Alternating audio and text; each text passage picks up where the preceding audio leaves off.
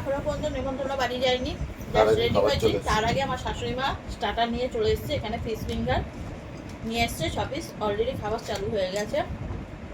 আর এই শাড়িটা বড় মা আমাকে এবছর পুজোতে দিয়েছে, এই যে সেটাই আজকে পরলাম। একটাও ব্লাউজ আমার গায়ে হচ্ছে না ডেলিভারি পর থেকে, তো এই পুরোনো একটা ব্লাউজ হয়েছে গায়ে, সেটা দিয়ে এটা পরলাম।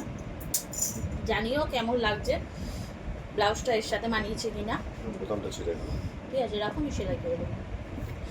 তো মেয়েকে রেডি করেছি, শাশুড়ি মা নিয়ে গেছে বাইরে, আমারও রেডি হয়েছে, বড়মশাইও রেডি হচ্ছে। তখন আমি একটু ফিশ ফিঙ্গার খেয়ে নিচ্ছি, বাকি তো গিয়ে খাবো। তো চলো, আর আজকে আমার লুকসটা কেমন লাগছে অবশ্যই কিন্তু কমেন্টে জানিও।